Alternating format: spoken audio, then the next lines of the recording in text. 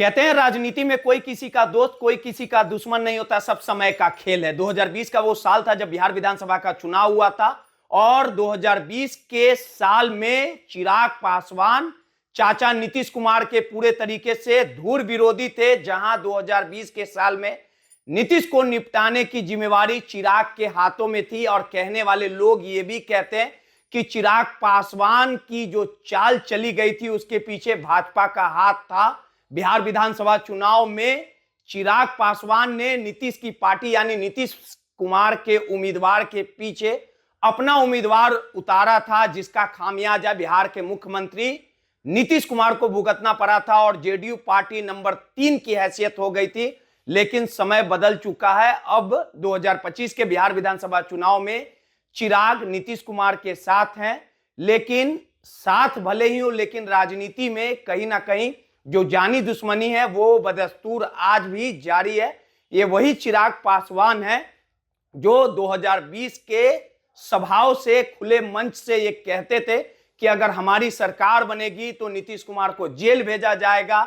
लेकिन चिराग और नीतीश का साथ भले ही हो इस चुनाव में, लेकिन दूरियां आज भी हैं। बदला लेने का जो खेल है वो पाल के रखा गया है। चिराग अपने मंसूबों में कामयाबी प्राप्त करने के लिए लगातार कहीं ना कहीं सहमात के खेल को भी खेलेंगे, लेकिन 2025 का जो भाजपा का गेम प्लान है वो चिराग के साथ हाथ से हाथ मिला के कुछ बड़ा करने को लेके है। कुछ दिनों पूर्व जब देश के गृह मंत्री अमित शाह पटना आए थे तो उन्होंने साफ तौर पे कहा था कि नीतीश के नेतृत्व में चुनाव लड़ा जाएगा, मुख्यमंत्री कौन बनेगा ये तमाम फैसले बैठ के ले लिए जाएंगे। लेकिन एक बार फिर से अमित शाह के बयान को लेके जो सियासत हुई थी, राजनीति हुई थी, कमोबेश वही स्थिति अब फिर देखने को मिल रही है, क्योंकि देश के प्रधानमंत्री नरेंद्र मोदी लगातार बिहार में कैंपेनिंग कर रहे हैं। बिहार विधानसभा का चुनाव है और सीटों को लेके जो विवाद हुआ था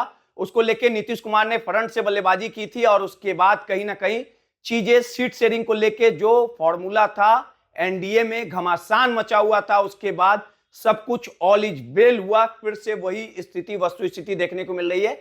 जिस प्रकार से देश के प्रधानमंत्री नरेंद्र मोदी ने बिहार की राजधानी पटना में रोड शो किया और इस रोड शो में ललन सिंह, नरेंद्र मोदी, तमाम वो लोग मौजूद थे, लेकिन बिहार के मुख्यमंत्री नीतीश कुमार जो रोड शो में उनकी ना मौजूदगी होना अब बैठे बैठाए विपक्ष को एक मुद्दा मिल गया। इस पूरे गेम प्लान को लेके, नीतीश कुमार का साथ नहीं मिलने को लेके तमाम जो विरोधी दल हैं, विपक्ष के जो नेता हैं तेजस्वी यादव या आरजेडी कांग्रेस, अब नरेंद्र मोदी और नीतीश कुमार की दूरियों को लेके बड़ा सवाल उठाया है। साफ तौर पे कहा है कि घबराइए नहीं, 2025 का जब बिहार विधानसभा का चुनाव होगा, जिस चेहरे पे नीतीश कुमार के चेहरे पे भाजपा चुनाव लड़ रही है उसी नीतीश कुमार को ठिकाने लगाया जाएगा। भाजपा जिस प्रकार से अन्य राज्यों में सत्ता प्राप्त करने के लिए धन बल छल का प्रयोग करती है, उसी तरह का गेम प्लान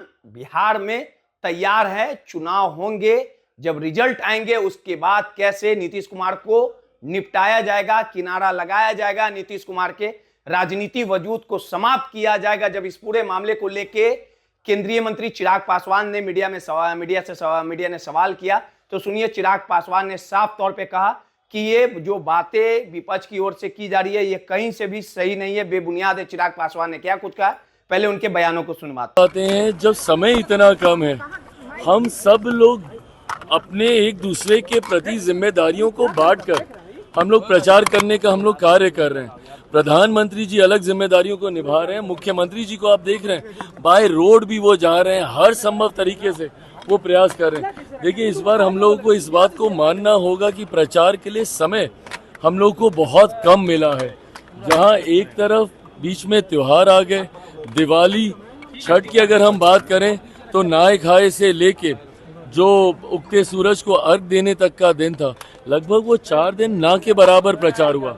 उसके बाद प्रकृति ने जिस तरीके से इतनी भारी वर्षा और जिस तरीके से मौसम खराब हुआ, 2 दिन उसकी वजह से प्रचार स्थगित हुआ।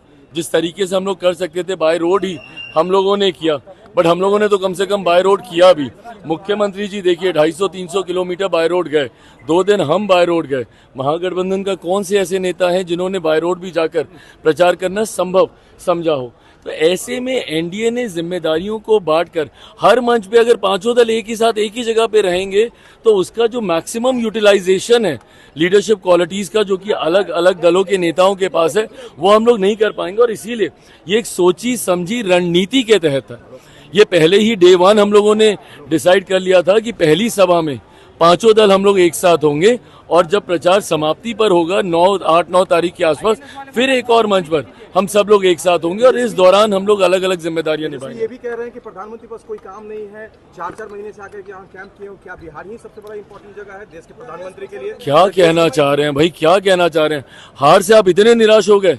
ये बात आप बिहार की जनता को आप कह रहे हैं कि प्रधानमंत्री के पास कोई काम नहीं है और बार बार बिहार आ रहे हैं और कैंप कर रहे हैं? अरे प्रभु, प्रधानमंत्री बिहार आ रहे हैं, आप समझ रहे हैं बिहारियों के लिए कितनी बड़ी बात है? आपको तो खुश होना चाहिए नेता प्रतिपक्ष होने के नाते कि मेरे प्रधानमंत्री बार बार बिहार आ रहे हैं। कौन सा इससे पहले प्रधानमंत्री की प्राथमिकता में बिहार इतना ज्यादा था कि तीसरी बार प्रधानमंत्री बनने के बाद 12 बार वो आ चुके हैं, चुनाव शुरू होने के बाद 4 बार वो आ चुके हैं। ऐसे में दर्शाता है कि मेरे प्रधानमंत्री की प्राथमिकता में बिहार है और ये हम बिहारियों के लिए गर्व की बात है।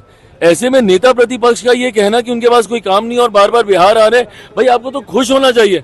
आपको तो इस बात को लेकर और ज्यादा उत्साहित होना चाहिए कि भाई प्रधानमंत्री बार बार आ रहे हैं जिसका लाभ हो रहा है। आप अपनी राजनीति करने के चक्कर में आप धीरे धीरे तेजस्वी जी, मुझे लगता है बिहार और बिहारियों की भावनाओं को भी भूल गए हैं। सर एक सवाल और सर, उन्होंने ये भी कहा है कि राहुल गांधी मछली पकड़ रहे हैं और जलेबी दिल्ली में बना रहे हैं। सर क्या ये सर भावना है या सर चुनावी? भाई एक बार जलेबी इन्होंने इसी तरीके से खाने बांटने का इन्होंने काम हरियाणा के वक्त भी किया था। उस वक्त क्या हो गया था? देखिए, महागठबंधन के नेताओं को ना जलेबी राज आती है ना मछली राज आ रही है।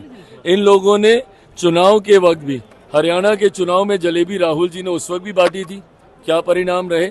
और लोकसभा के चुनाव के वक्त नवरात्रों में जब तेजस्वी जी और उनके साथी सैनी साहब जब मछली खाते हुए दिखे थे, उस वक्त भी वो कांटा उनके गले में फंसा था।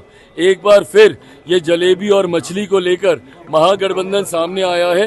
हर्ष वैसा ही होगा जैसा हरियाणा में हुआ था और लोकसभा चुनाव। तो आपने सुना, चिराग पासवान ने कहीं ना कहीं नीतीश कुमार और भाजपा का बचाव किया है और साफ तौर पे कहा है कि विपक्ष जो मुद्दा विहीन है, नीतीश के चेहरे पे चुनाव लड़ा जाएगा। अब देखना दिलचस्प होगा कि अगर 2025 के चुनाव होते हैं और जब सीटें बेहतरीन एनडीए में आएगी तो नीतीश कुमार के चेहरे पे जो वोट मांगने की प्रक्रिया है उस पे कहीं ना कहीं कायम रहेगी। नीतीश कुमार को मुख्यमंत्री बनाया जाएगा या पर्दे के पीछे का कोई और खेल भाजपा पनपा रही है, खिचड़ी बना रही है, ये आने वाले समय में देखना दिलचस्प होगा।